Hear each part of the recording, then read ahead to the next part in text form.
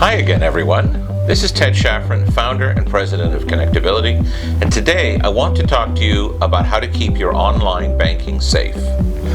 When online banking first appeared, I know that many of us were hesitant to jump in, being justifiably concerned about security.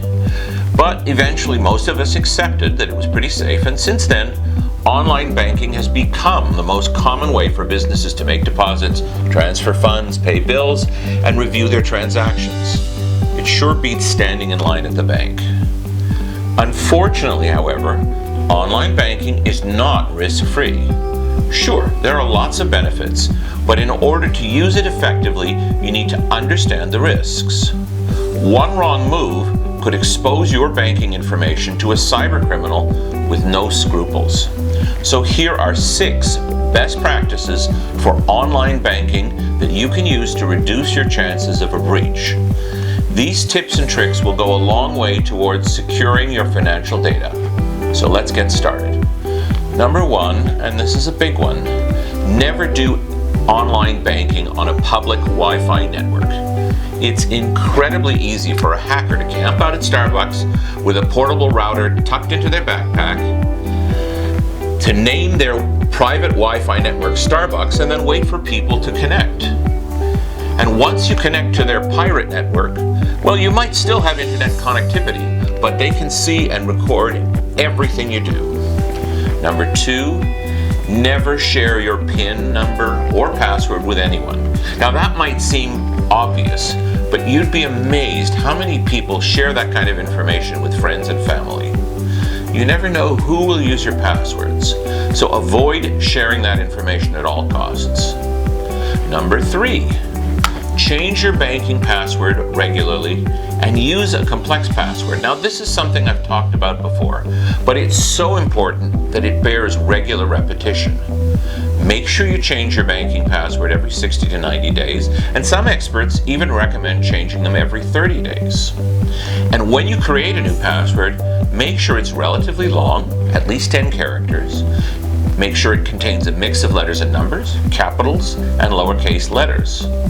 And also make sure that it's not based on a single dictionary word. Finally, definitely avoid using obvious passwords like your children's names or birthdays or the name of your pet. Number 4, look for the lock icon in your browser.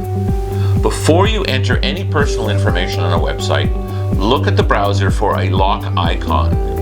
Now that might be in a different location depending on what browser you're using, but the closed lock or the padlock will indicate that the website you're logged into is secure. Number 5, set up text alerts. Many banks let you choose to receive alerts via text or email whenever a large transaction is made on your account, or if your balance drops below a certain amount. That way, you'll know right away if someone has access to your bank accounts. You can then immediately call your bank and dispute any unauthorized charges.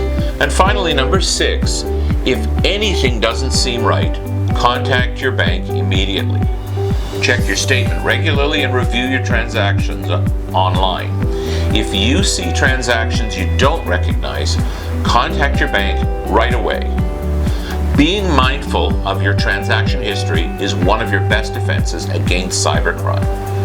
Well, that's all for today, but please stay tuned for our next cybersecurity tip when I'll talk about the Internet of Things, sometimes called IoT, and the risks associated with internet-connected devices.